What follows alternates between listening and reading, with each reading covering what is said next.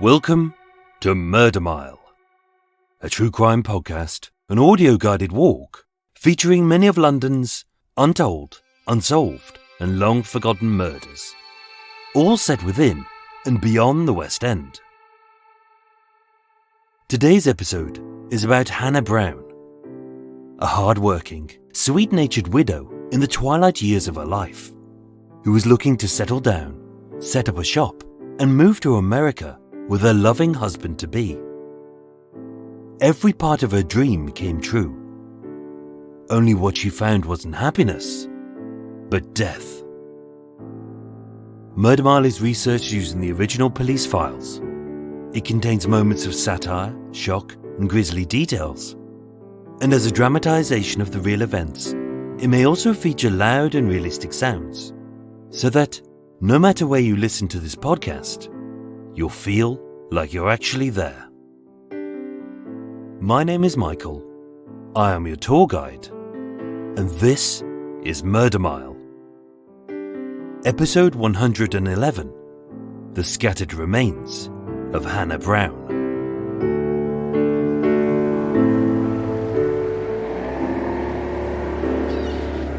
Today, I'm standing by the Maida Hill Tunnel, just off the Edgware Road, W2.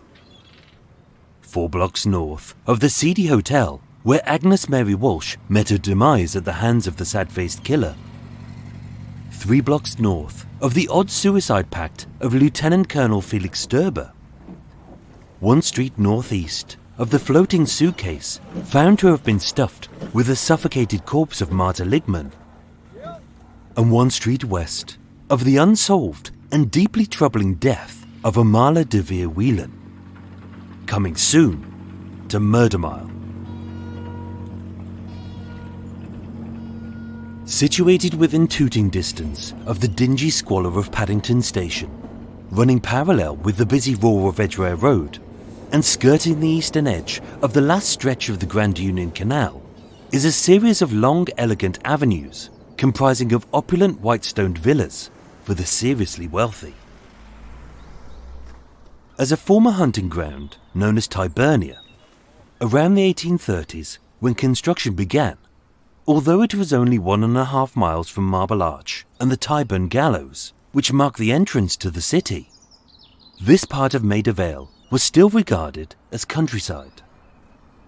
One of the few thoroughfares was Edgware Road, and just a few yards from the spot stood a toll booth called Pineapple Gate.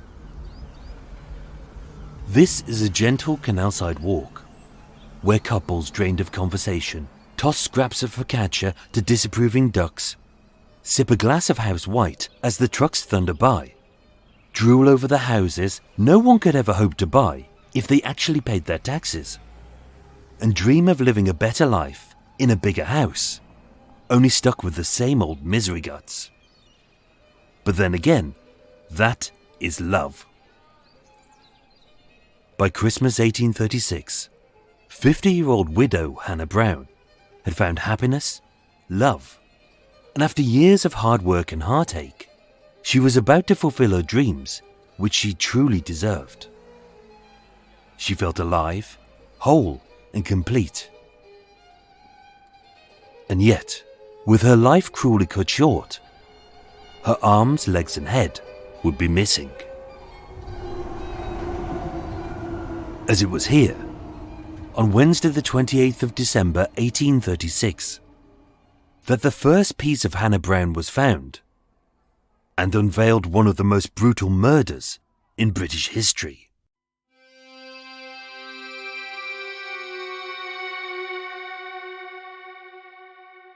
There was never a lovelier lady than that of Hannah Brown, as said every single one of her friends and neighbours. Hannah Brown was born Hannah Gay in the spring of 1776. Raised in the rural peace of the market town of Wymondon in Norfolk, Hannah was the second eldest child to a schoolmaster and a seamstress, who blessed their children with a solid education, the skills to survive life, and more importantly, a level of politeness, decency, and a strong work ethic. being a real mix of both parents. Hannah was a strong, stout woman who stood about 5 foot 8 inches tall, with a long, pale face, short, thick teeth, and brown hair right down to her waist, with a high chest, strong limbs, and large hands. She was genteel, polite, and elegant like a lady, but with a man's physical strength. Described as friendly and warm, Hannah always had a song in her heart, a spring in her step, and no matter what, she'd be prepared for anything that life would throw at her. By the turn of the 1800s, Hannah was married. She was in love, happy, and although accepting of the cruel fact that she could never bear children, she had a loving husband and a happy future ahead. But barely a few years later, Hannah was alone, childless, and a widow, aged just 23. By the 1810s, Hannah had remarried, and once more he was a good man who loved her dearly. But bad luck would strike again, and by the time that she was in her mid-30s, she'd been widowed twice. As before, her friends and family rallied round, and with her grief dampened by a £400 inheritance, which would keep this smart, frugal lady safe and secure for a good long while, she didn't need to remarry. But knowing that she loved to be loved, she worried that her love life was doomed forever. By her 40s, having moved to London's West End, Hannah earned her income as a housekeeper to Mr. Perrin, a hatter, and Mr. Oliver, an anchor maker. But keen to become her own boss, Hannah purchased a brand new mangle off a carpenter called Mr. Ward on nearby Cheney Street, and became a washerwoman. A physically demanding job which took skill and strength. But it wasn't just to earn an income, it was to get her nearer to her goal. In the parishes of Soho and Fitzrovia, Hannah was well known, well loved, and easy to spot owing to her distinctive look. Even if age had added a few wrinkles, a salt and pepper hue to her long hair, and in an accident with a fellow maid, had left a tear in the lobe of her left ear when an earring was ripped out. She was a decent, kind, and staunchly sober woman who worked incredibly hard to save every penny so she could fulfill her dream of buying a little shop of her own to sell fruits and pastries. By the winter of 1836, the life of 50-year-old Hannah Brown was looking rather rosy. She was happy, healthy, and having fallen in love with a young widower who loved her without question, had asked her to marry him on Christmas Day, and the two planned to emigrate to his farmstead in Canada. This was where she would spend the rest of her life.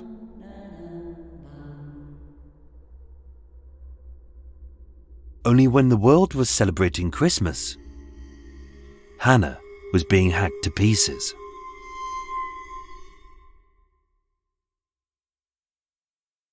Wednesday the 28th of December 1836 was a bitterly cold day.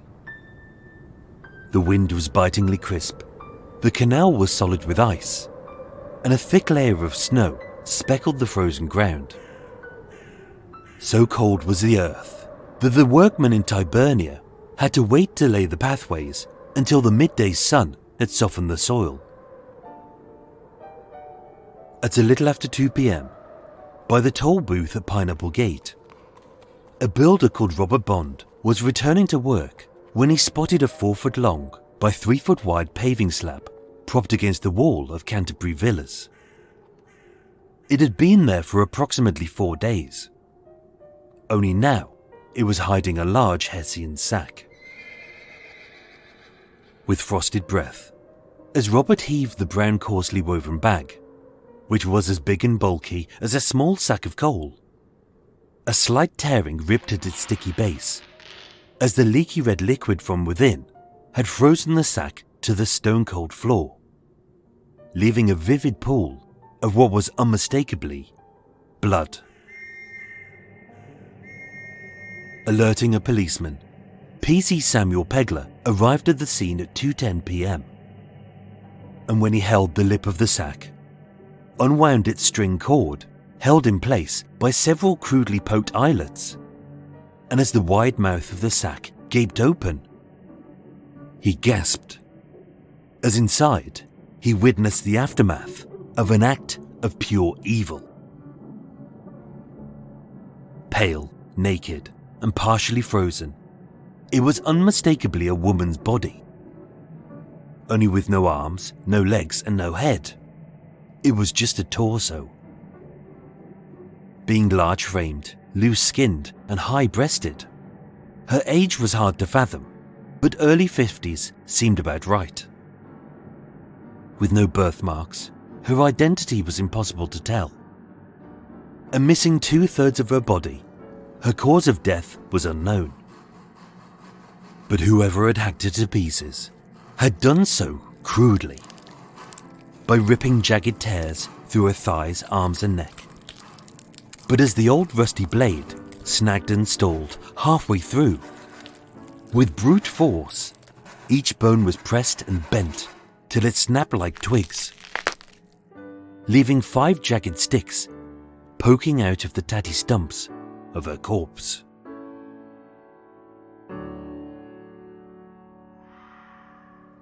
Requisitioning a barrow, the body was carted to Paddington Police Station, where it was preserved in vinegar and kept along with the Hessian sack and the wood shavings at its base.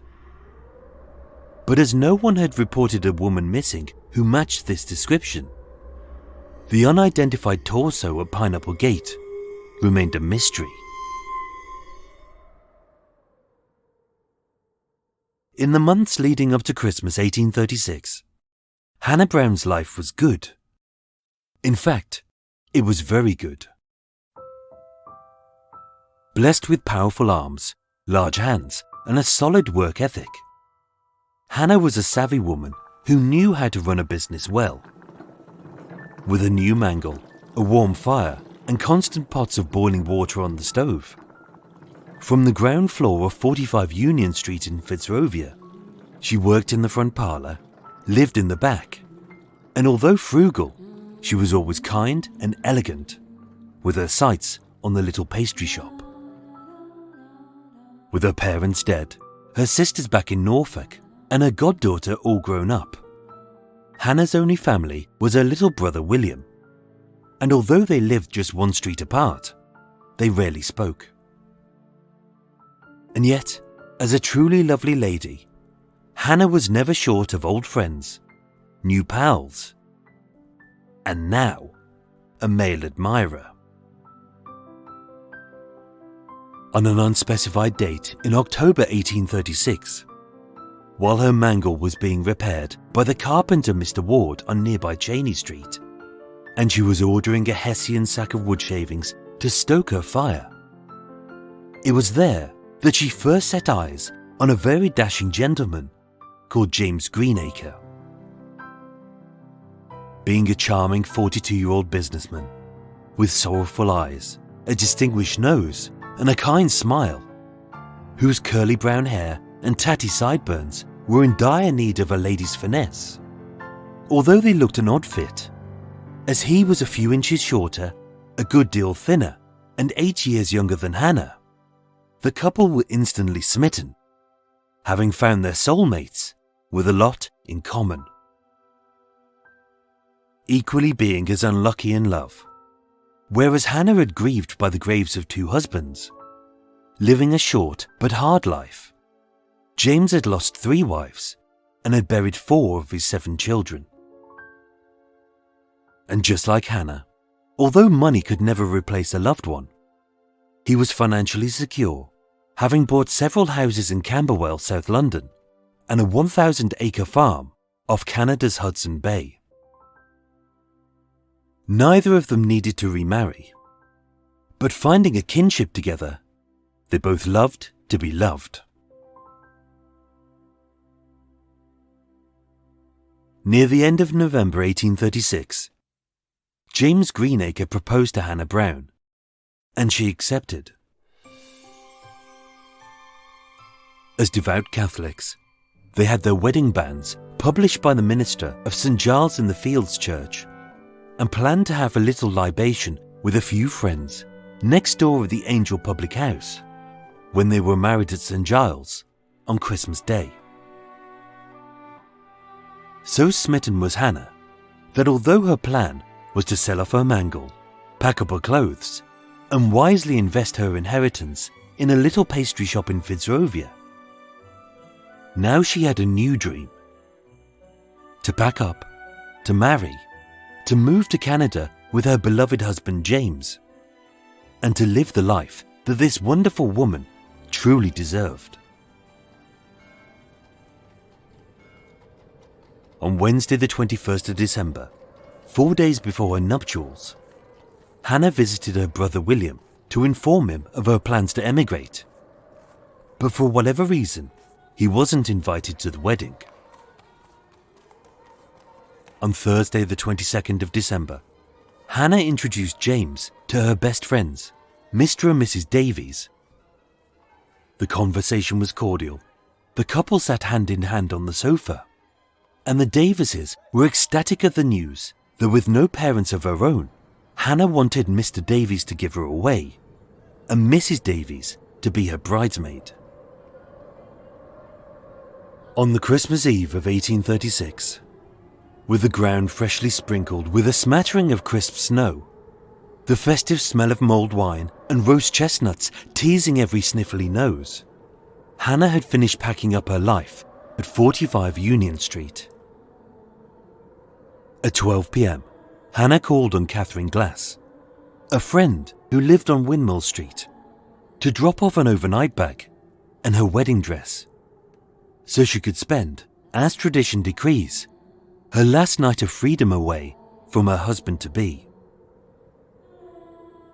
At 3 p.m, wearing her black silk cloak, black boa, and a distinctive white shawl, as well as 2 elegant pearl drop earrings, worn a little higher owing to an old tear in her left earlobe, James and the coachman loaded Hannah's 3 trunks onto a horse-drawn carriage, and she left Union Street forever.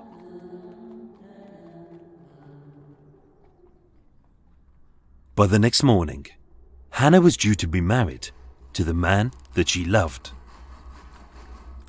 But instead, her cold dead corpse had been cruelly dismembered.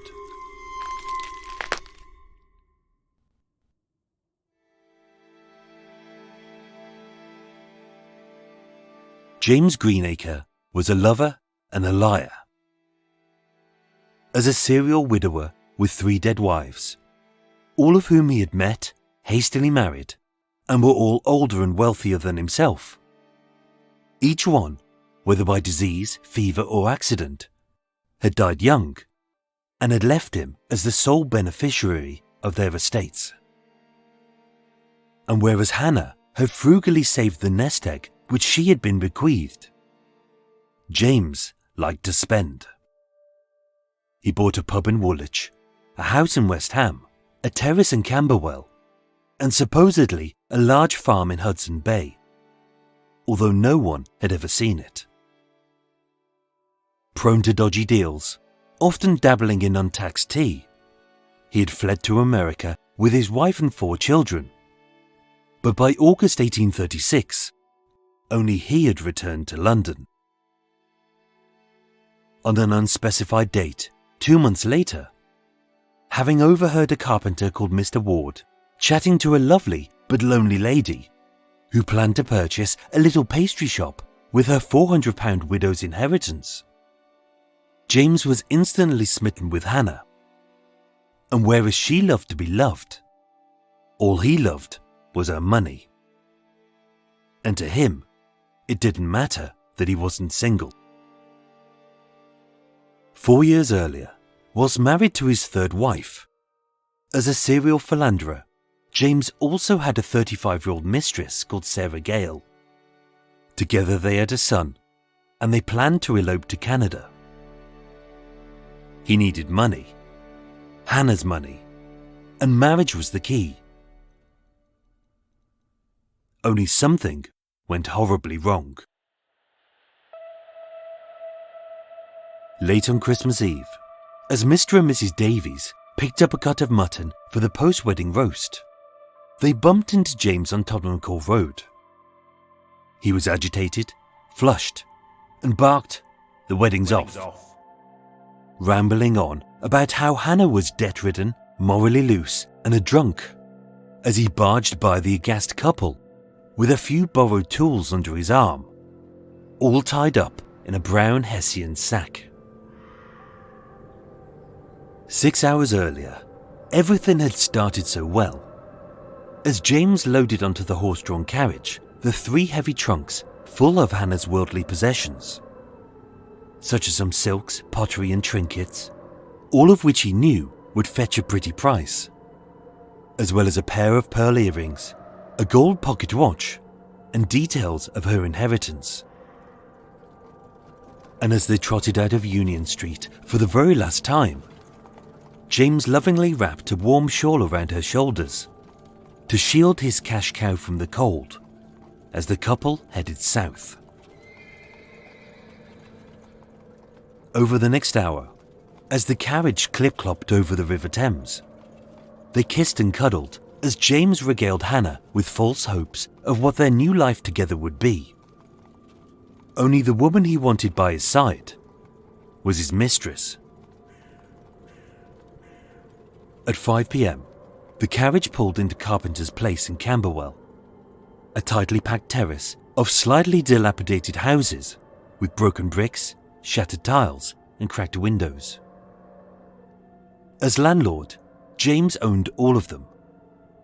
But being in arrears and ready to default, he had no plans to repair them, or even to stay.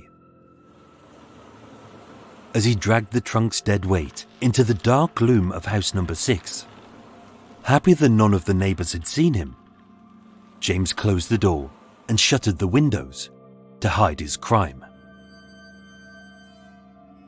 Only this wasn't a murder, but an adultery. James was a coward, plain and simple, who was no better at brutality than he was as a businessman. After the marriage, he wouldn't kill her. He would fleece her and then flee on a fast ship with his mistress Sarah and their son, leaving Hannah broke, alone, and tearful. That was James's plan. Only Hannah didn't know that, and neither did Sarah. Keen to spend Christmas Eve with the man they both loved, that evening, the 2 women met for the very first time. They argued, they cried, and according to James, being a little bit drunk, Hannah swung in a chair, fell backwards, hit her head on the fireplace, and out of blind panic, he disposed of the body. Of course, being a liar, her autopsy would tell a different story.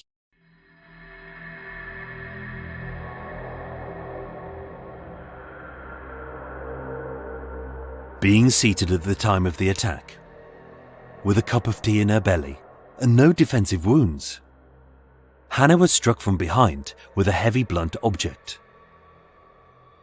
With a force so hard, she headbutted the table.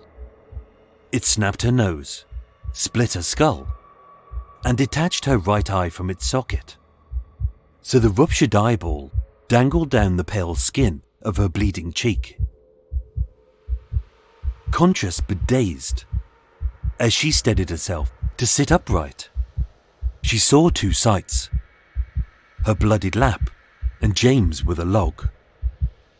As across her swollen lumpen face, he struck again, fracturing both sides of her jaw as she slumped hard onto the cold stone floor.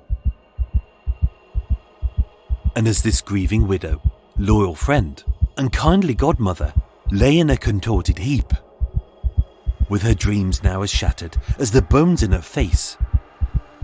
James slit her throat and stood as she rasped her last breath.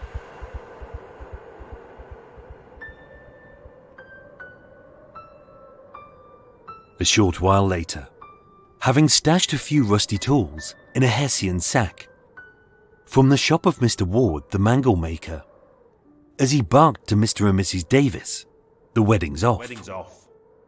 Hannah Brown was already dead.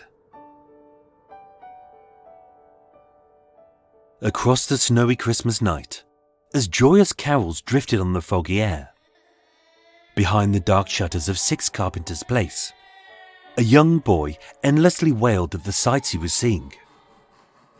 As atop of the table, with a fresh corpse below his knees, as the old rusty saw he had stolen was barely sharp enough to rip through muscle and sinew, but was too blunt to sever through her neck, perching the corpse's head over the edge, his father, James, pressed and bent with all of his force, until her 5th vertebrae went snap. Crudely, her limbs were severed likewise, and quickly recovering from the shock of such a savage death, Sarah picked over the dead woman's belongings, like a famished vulture, pecking at a rotting carcass. On Christmas Day, James bagged up the bits, the head in a silk handkerchief, the limbs in a tradesman's bag, and a torso in a brown Hessian sack, as at the base lay a scattering of wood shavings. On Boxing Day, he boarded a horse-drawn carriage bus with a blue tradesman's bag, and in separate journeys discarded the bits of his betrothed far across the city, with her limbs found in a field in Brixton, her severed head blocking the canal lock in Stepney, and her frozen torso hidden behind a large paving stone by the toll booth at Pineapple Gate. Having neither heard a peep from Hannah or James since Christmas Eve, believing she had either fled in shame, eloped in joy, or as she had originally planned, was living overseas, no one had reported her missing. So for the next few months, having preserved it in vinegar, the head of Hannah Brown was put on display in a pickling jar at the Paddington workhouse. But no one was able to identify her. Not until 3 months later, when hearing word that this mysterious severed head had salt and pepper hair, short thick teeth, and a healed slit down her left earlobe, although the bloodless skull was gaunt and deformed, William identified it as his sister, and James Greenacre was arrested. On the evening of Sunday the 24th of March 1837, Inspector George Feltham entered a rented lodging at 1 St Albans Place in Kennington, where he found James and Sarah in bed together.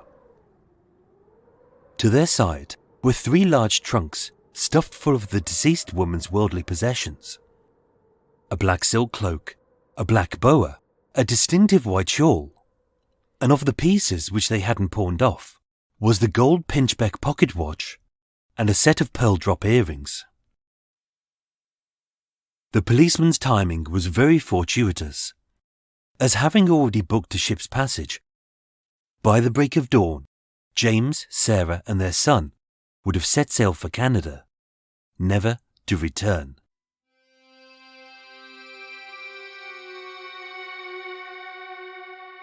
Upon his arrest, having become a media sensation, especially in the trashy penny dreadfuls, which lapped up every gory detail of the corpse's demise, although James relished his newfound fame, like a coward, he stuck to his story that this was an accident, and he branded Hannah as a drunk, loose, and in debt. On the 10th of April 1837, James Greenacre and Sarah Gale were tried at the Old Bailey. Sarah as an accessory after the fact, and James for willful murder, to which they both pleaded not guilty. But after a 2-day trial, having deliberated for just 2 minutes, the jury returned a unanimous verdict of guilty. Sarah Gale was transported to Australia, where she would live for the rest of her life. Whereas, on the 2nd of May 1837, at Newgate Prison, at the hands of an equally sadistic executioner such as he, known as William Calcraft, James Greenacre entertained the baying crowds with a dangle and an odd little dance at the end of a taut hemp rope, until, after 6 interminably long minutes, his feet stopped twitching. His death was agonizingly slow, but for the greedy few who sold grisly memorabilia, it was profitable. But this story isn't his. Hannah Brown was a lovely lady, with dreams of living the life which she truly deserved. She was strong, smart, and independent. She didn't need to marry, but she loved to be loved. So in her twilight years, she knew she didn't wish to be alone. She thought that she had found the perfect man, a loving widower who was so similar to her in so many ways. But all he ever loved was her money.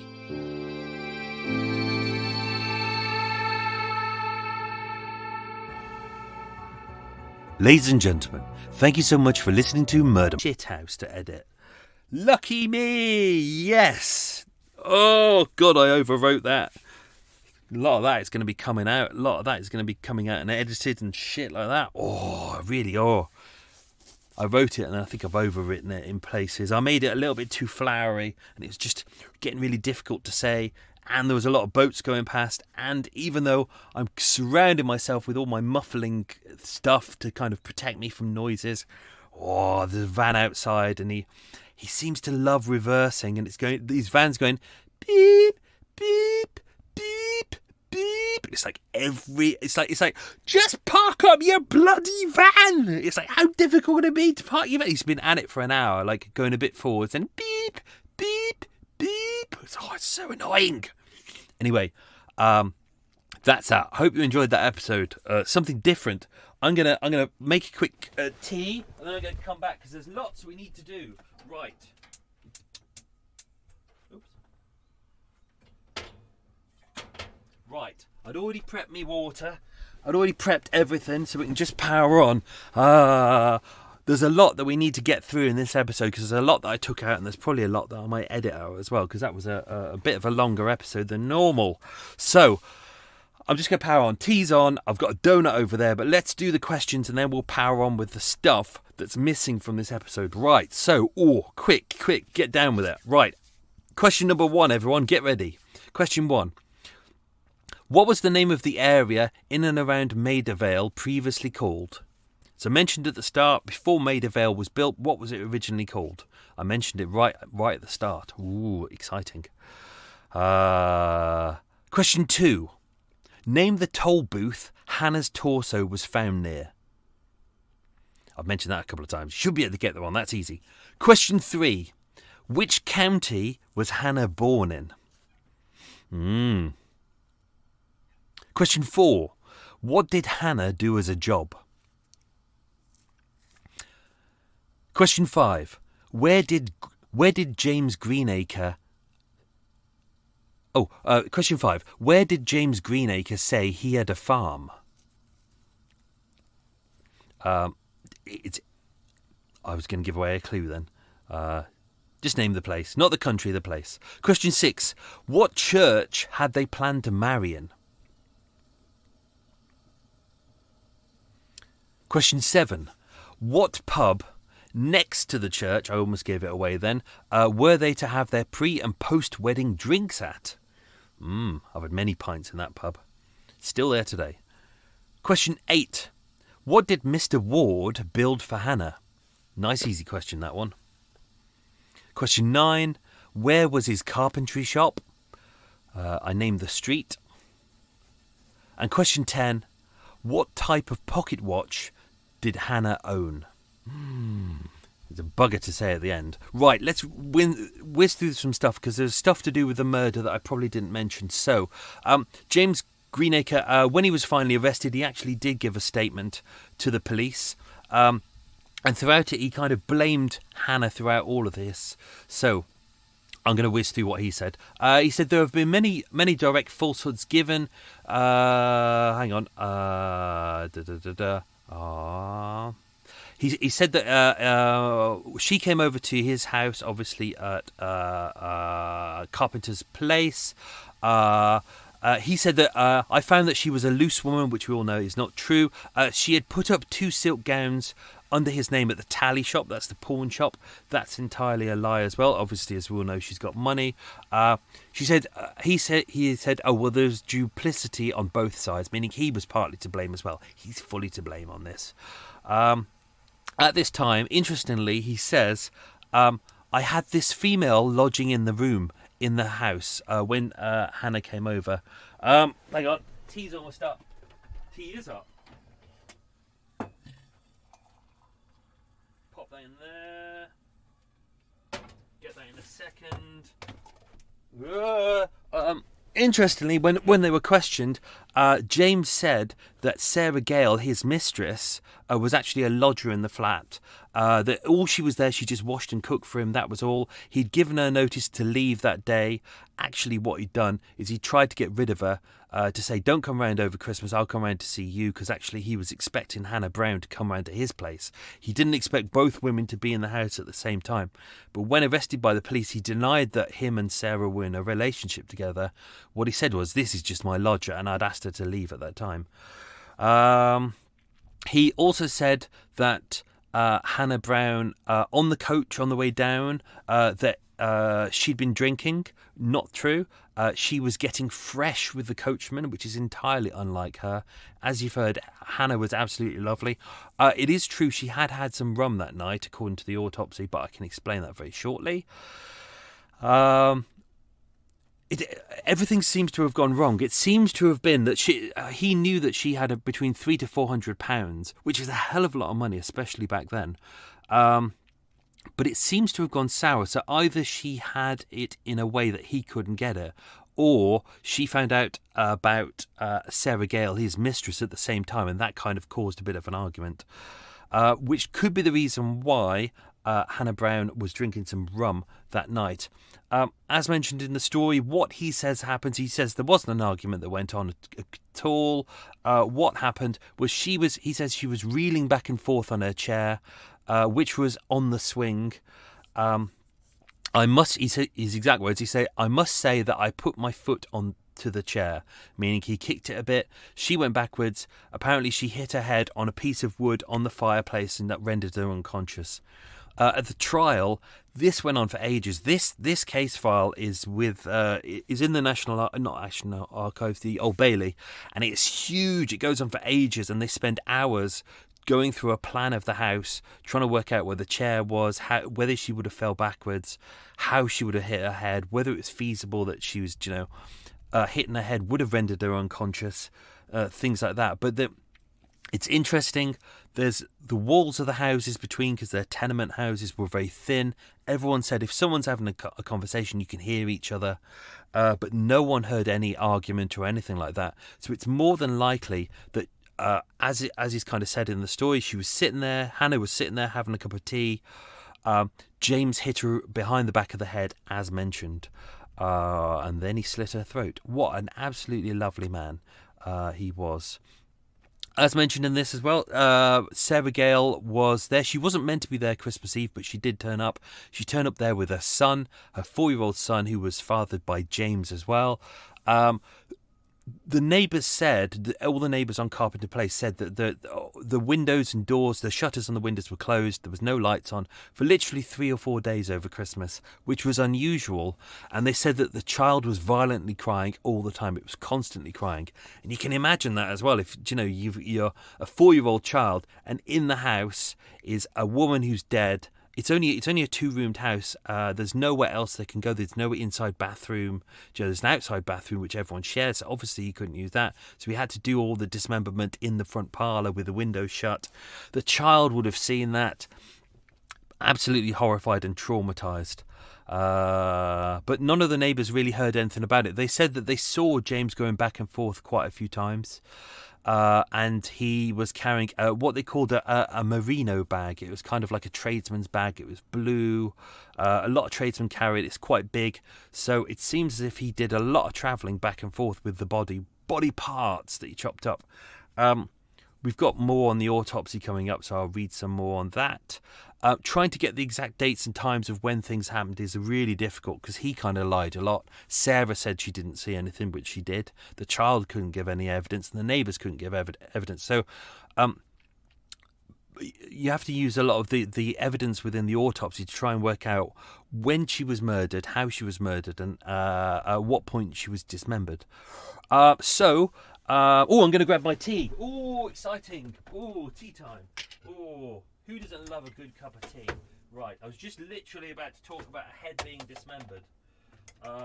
Right. I'm guessing this is Earl Grey. It looks either I've made a very pale tea or it's Earl Grey. I hope it's Earl Grey. Love an Earl Grey. Right. So as mentioned, he dismembered the limbs and the head. He wrapped the head in a large silk handkerchief, so it was big enough. Then he put it inside the blue merino bag, and then he got onto what they call an omnibus. An omnibus is basically the 18th century equivalent of a large bus, except it's horse-drawn. So instead of a regular carriage, that can hold like 20-30 people. Yes, I had to look that up as well. So he got on the omnibus from South London. He went over the Thames, and then he headed to all the different places. So I'll explain. I was going to do a whole part of this. I was thinking about turning this into a 2-parter, but I felt we covered a lot of the story. But only because there's a lot of really good details about the rest of the body. So, as mentioned at the start, on Wednesday the 28th of December 1936, at about 2 o'clock in the afternoon, there was a gentleman called Robert Bond, who was I was going to say burglar then, a builder. I almost gave away the name of the area as well. This quiz is really bloody annoying me. Anyway, as mentioned he found the torso behind the paving slab. He called the police. They said there was very little blood inside the body. It was inside the bag. It had been put behind the paving slab, and what they noticed on the floor was that there was a small pool of blood around it, but that had frozen already. So that does suggest that the body had probably been put there not long after it had been dismembered. So there was a gentleman called, really good name, I almost used it in the story, but I took it out, Ezekiel Dickens. What a fantastic name. He was there. Now, he was one of the builders who was there on Christmas Eve. They were working right up to Christmas Eve. He was the one. He said he put the paving slab there. It was kind of a marker for him to tell him which part of the path he'd been working on and where he needed to come back to, which was fine. But he said there was nothing behind that on Christmas Eve. So when it was Wednesday the 28th, there was a body behind it. But a little pool of blood underneath had frozen, so they knew it had bled a little bit. So when it was put there, it was still able to bleed by that point. The torso was. As mentioned, I didn't say this too much in the story, but obviously they knew where the Hessian bag had come from. Obviously there's lots of Hessian bags, but there was a gentleman who worked for the mangle maker. His name was Thomas Higgins. I haven't put him in the story. He said he knew this sack.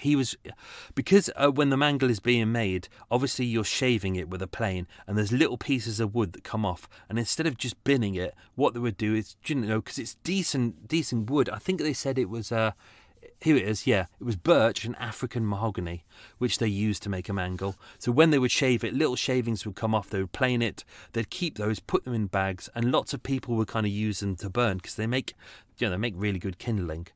So what you could do, you could order it, Thomas would turn up with a nice big sack, a big Hessian sack full of this kindling, drop it off, and then he'd take the sack back with him. In order to tie it at the end with the cord, he'd made these very specific holes at the top, so he knew exactly that it was his bag. And because the planed birch at the bottom was easily identifiable as having come from that particular mangle maker. Don't forget, these are kind of familiar trades back then. Obviously, people making mangles now, we probably never hear of it, but back then that'd be quite a familiar thing. So people would have looked at it and gone, "Oh, okay, that makes sense." What else do we have? There are points where James Greenacre, after the murder as well, tries to kind of put in a little bit of an alibi in there. So, as mentioned, on Christmas Eve, he bumped into Mr. and Mrs. Davies, and they went, "The wedding's off. Oh, yeah, no, she's a drunk, and she's lost me a lot of money, and it's all off. She's disappeared. She's upset." Right, and then he kind of vanished. He actually spoke to them separately, but I put them together just because it speeded up the story. It just made it a bit more convenient. No point people just saying the same things one after the other. But on the 27th of December, so around the time it was disposing of some of the body parts as well, he went to Mrs. Blanchard, who was a good friend of Hannah's, to tell her that, everything had gone south, that she'd disappeared. He wasn't worried about it. It's just they'd split up and she was quite embarrassed about herself. But what James didn't realise is that the person who was the broker to Mrs. Blanchard was obviously William Gay. And William Gay is Hannah's brother, and he never knew that. And literally when James got there, and this was at 10 Googe Street, so literally just round the corner from Hannah's house, he was there going, "Oh yeah, Hannah this, Hannah that, she was da-da-da-da." And then Mrs. Blanchard went, "Oh, well, this is Mrs. Brown's brother. Why don't you come in and talk to him?" And then all of a sudden he was like, no, I'm a bit busy, sorry, got to go. Apparently he got all flustered and ran off. But obviously there's a bit of a dispute. We don't know what the dispute is between Hannah and her brother William, so we don't know what that is about. But it did happen, and that's one of the reasons why obviously he didn't go to the police. They literally lived like a street apart, but they never spoke to each other. On New Year's Eve, 1836, so just after the torso was found, at the White Lion Inn on Edgware Road, which no longer exists, there was a public inquiry held, and the verdict was willful murder against some person or persons unknown, because obviously they'd only found the torso, and they knew it was a woman's, they didn't know who she was, so they had to leave it at that. But that was the inquiry. On the 6th of January 1837, so literally like about 10 days later, if you go on my Patreon account, there is some little videos on there. So I actually went over to Stepney and filmed this one.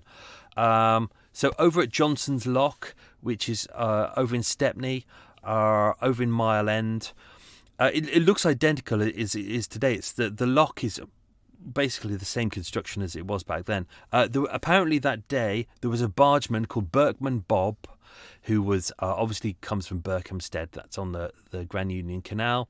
He was there. He was trying to close the lock gates at Johnson's Lock, and it just wouldn't close. So what he got was a hitching pole, which is a long pole with a hook on the top, which a lot of us boaters have on the top for removing obstructions. He put it down into the water, and when he pulled it back up, he found that there was a woman's head literally on it, with one eye missing. And obviously this gave them a right old shit up. Matthias Ralph, who was the lock keeper of the Regent's Canal at the time, he said that was about 8:30 in the morning. Immediately, at the start, because they couldn't open the lock, they thought it was a dead dog, which is why they were prodding in the water, and they really weren't that bothered. They thought it's probably just some junk or something. But they looked at it. It was horrible. They noticed that the ear was torn as well. The eye was missing. It was in a really horrible state. If you can imagine, it had been in the water for about 10 days as well. He wrapped it up in an old piece of sack, and then he called the police. and then it was taken to Mile End Workhouse, where the autopsy was done. So Mr. John Birtwistle, I'm going to have a little slurp of tea. Let's see if it was Earl Grey. It was Earl Grey. Oh, was it? Do you know what? I don't know what that tea is. It might be Earl Grey, but I'm not too sure. So the surgeon there was Mr. John Birtwistle. He examined it in Stepney Churchyard. That's where it originally was taken. He saw that it had a injury to the right eye. The eye was kind of dangling down. It had been entirely ruptured. There was a massive black eye around it as well. Hannah had several lacerations to her face. Kind of a crescent-like shape around her cheek. Both sides of her jaw were broken. There was a big kind of gash to the back of her head where the blow would have been first, and as just mentioned, one across her cheek as well. What else did we have? He saw that she'd been entirely decapitated. Even though James says in his story that she'd fell backwards and hit her head, it was clear when they were looking, they could see a second incision. So even though she'd been decapitated, they could see that he'd slit her throat first, and then lower than that, he'd decapitated her as well. So kind of at the fifth level of the fifth vertebrae. Obviously, he tried to saw through her. The saw wasn't particularly good. It got through like the skin and the muscle and things like that, but when it got partway through the vertebrae, it just wouldn't go through. The saw just wasn't strong enough. It just kept struggling. So that's when obviously he had to use his full force on the body and the head to snap it and break it off. Lovely, what a pleasant man. It is said that she was still warm when the decapitation took place. So obviously this happened not long afterwards, although they do believe that she was still alive when her throat was cut. So that probably what was killed her. But obviously, having your throat cut, she would have died pretty quickly after that, probably within a minute or so. There was a second autopsy held, as mentioned, at the Paddington Workhouse. I've put a little map on the road. The Paddington Workhouse was actually just off the canal, just off to the side of Little Venice by Harrow Road. It's quite interesting. I never knew that was there. What else did we have? Yep. So that was a second autopsy. They pretty much confirmed what happened. Only there they were able to say, yep, the neck was definitely slit first and then she was decapitated, which makes sense. They checked her stomach. She had some undigested food in there, so it's likely that she had a meal at James's place, which makes sense. She was going to stay there for a bit, and then that evening she was going to stay with Catherine Glass to stay there the night before, and then in the morning put on a wedding dress, as tradition states.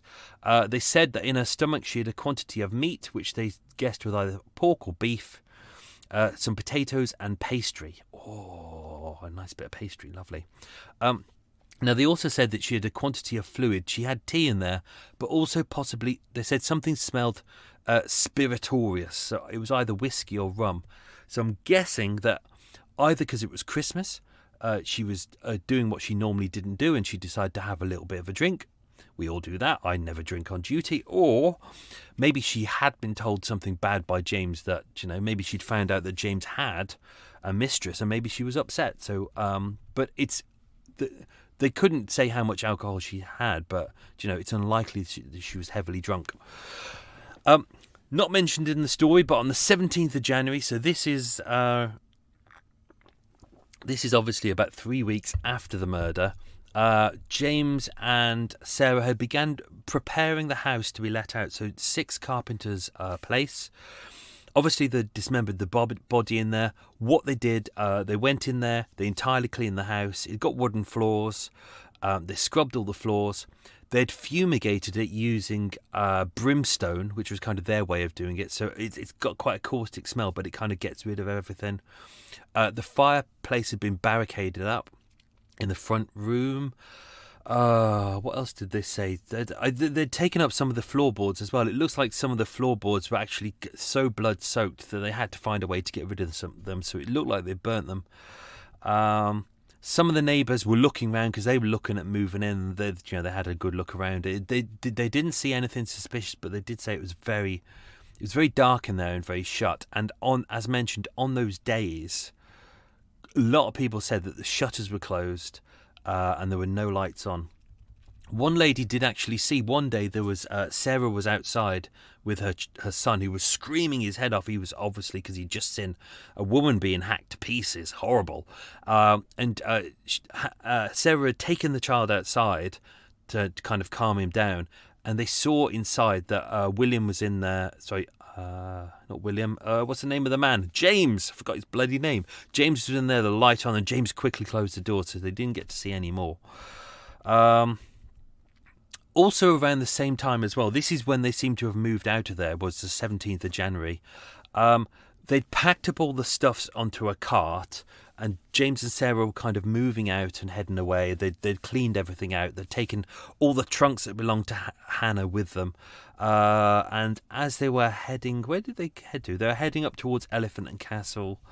Here we are. So they were heading up as they got to a pawnbroker's owned by Joseph Knowles on Bolingbroke Road, which is in Walworth. James told Hannah to go in there with some stuff that she'd got to sell it off. She gave in a pair of shoes, 2 veils and a handkerchief, obviously a silk handkerchief, for which she could get good money for that. And Sarah gave the name of Mary Stevens, 9 East Lane, Walworth, which is obviously a lie. They know this because they were each given the pawnbroker's ticket. So they're trying to sell off as many things as possible. Didn't mention this in the story. Well, I briefly mentioned it in the story. But on Thursday, the 2nd of February, so that is, 6 weeks later? That's where they found the feet. So by the railway bridge, if you go into Brixton and you go over the railway bridges, so on heading out into town between Shakespeare Road and Hinton Road, there, back in the early 1800s, there used to be kind of it used to be big fields down that way, and Mr. Tenpenny's field, in there they found another large Hessian sack, which was filled with human thighs and legs. Obviously this was taken to Paddington Police Station, and that too also contained mahogany shavings. So as mentioned before, it was actually a man called James Page, not Jimmy Page from Led Zeppelin, although you never know, he looks old, he could be old enough. And they were kind of down near Cold Harbour Lane, so it's in that area, not far from Camberwell. And they just found the sack in the bushes.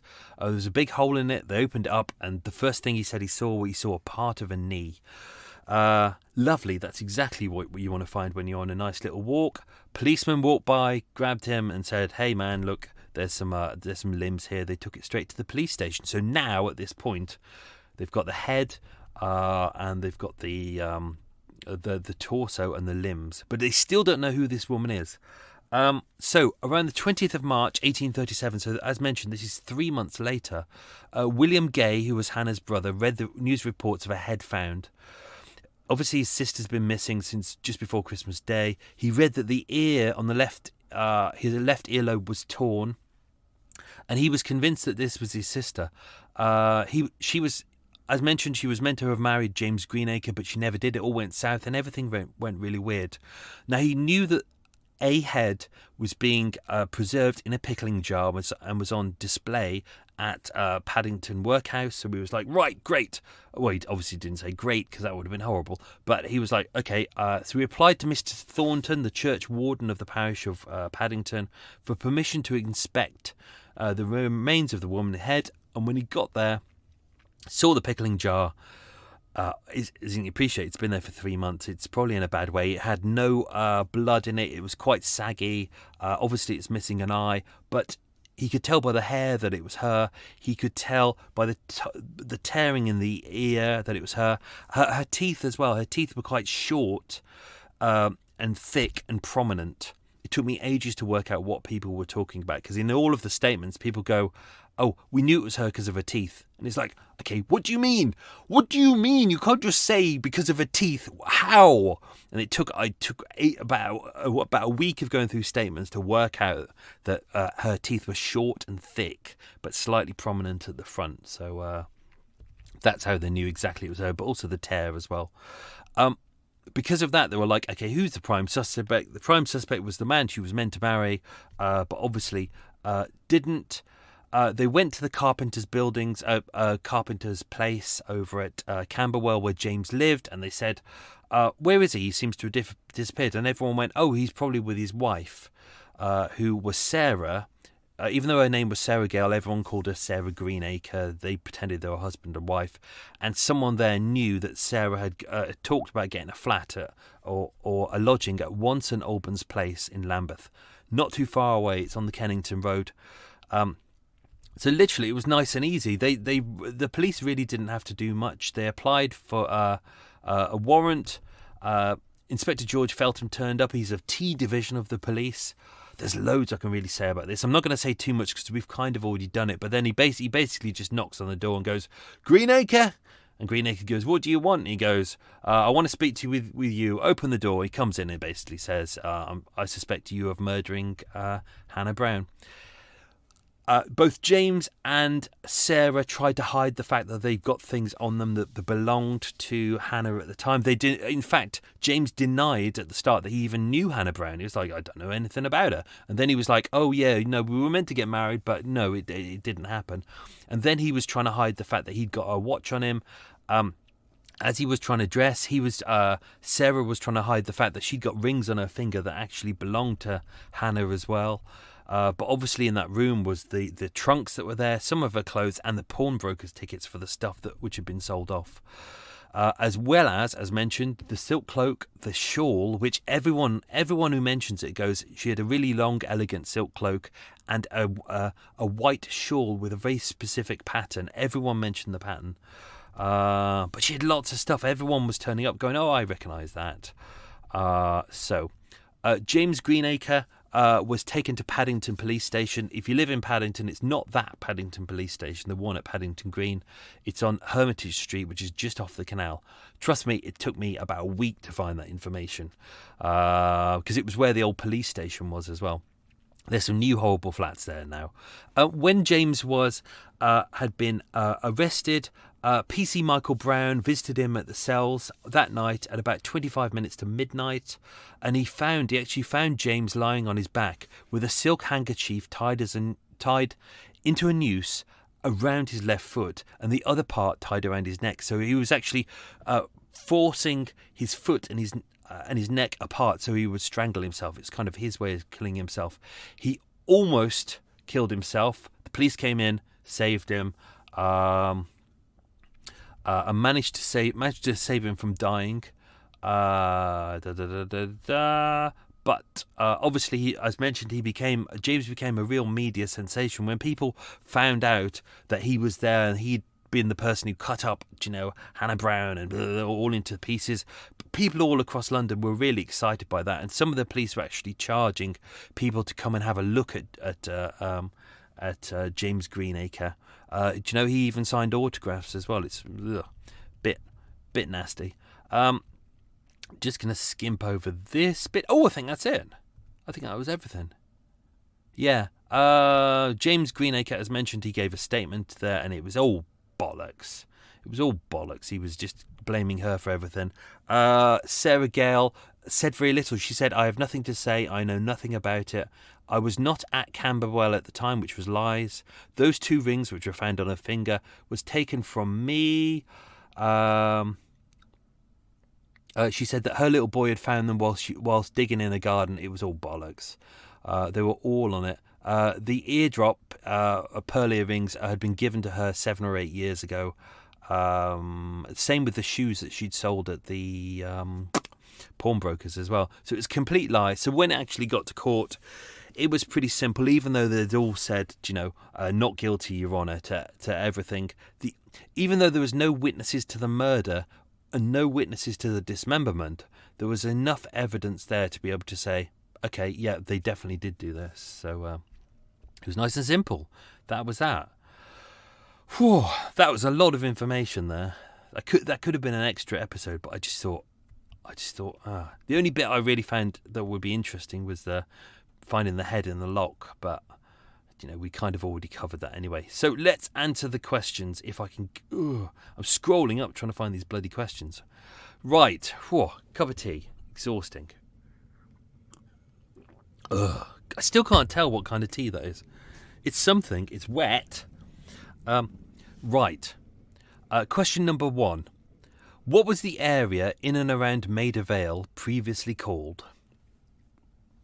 It was Tyburnia, which is where we get, because the Tyburn is the river that goes through that area, and that is why we call it the Tyburn Gallows, or the Tyburn Tree, which is where, in Marble Arch, where the executions were. Question 2. Name the toll booth Hannah's torso was found near. That was Pineapple Gate. That's a real bugger to find because it doesn't exist anymore. It's definitely on the Edgware Road. According to the details, it seems to be near the Maida Hill Tunnel. Some people say it was over near Sutherland Avenue, but it wasn't. It seems to be near Randolph Avenue. But it doesn't seem to exist anymore. I've searched. I've searched through all the street names of where they've changed and checked old maps. It seems to be tiny and it's not listed, which is a shame. Anyway, that's as near as we can get. Question 3. What county was Hannah born in? That was Norfolk. Question 4. What did Hannah do as a job? She was a washerwoman. Question 5. Where did James Greenacre say he had a farm? That was Hudson Bay. Question 6. What church had they planned to marry in? That was St Giles in the Fields Church, just on Denmark Street. If you come on my tour, that's pretty much where we start. Question 7. What pub next to St Giles Church were they planning to have their pre and post drinks in? That was the Angel on St Giles High Street. If you're there now, it's immediately opposite the Google Maps buildings. And interestingly, we return back to that building next week, on next week's Murder Mile. Episode 8. Episode 8? What am I talking about? Question 8. What did Mr. Ward build for Hannah? Nice easy one. That was a mangle. Question 9. Where was Mr. Ward's carpentry shop? That was on Cheney Street, which is just off Tottenham Court Road. And it's literally the next street over from the Horseshoe Brewery where the beer flood happened in 1814. So there is a likelihood that Hannah was probably there when the beer flood happened. Or, nearby, not there. Question 10. What type of pocket watch did Hannah own? It was known as a pinchbeck. For lummy, that's that. Right, that has taken too bloody long. That was exhausting. I'm looking forward to. As you can tell, this is Wednesday afternoon, not Thursday morning. I'm trying to get myself ahead because it's trying to, we've got grandma's funeral coming up, and we're going to bury mum's ashes at the same time. And I'm trying to sort out all grand's paperwork, and I'm trying to get myself a day ahead at least, so I can just sit and do stuff. So that's why I'm recording on Thursday afternoon rather than Wednesday afternoon rather than Thursday morning. It's all confusing. Anyway, that's that. Right. I hope you enjoyed that episode. That was an odd one. We've got an interesting one next week. They're all interesting coming up, so I hope you enjoy them. Stay safe at the moment. Be good. Be healthy. Enjoy life, as we say. Have fun. Life is a bit shit for everyone at the moment, so do you know what? Just enjoy life as much as you can. And if difficult things get in your way, just find a way through them. Anyway, that's it. Speak to you all soon. Have yourself a good week. Lots of love. Bye-bye.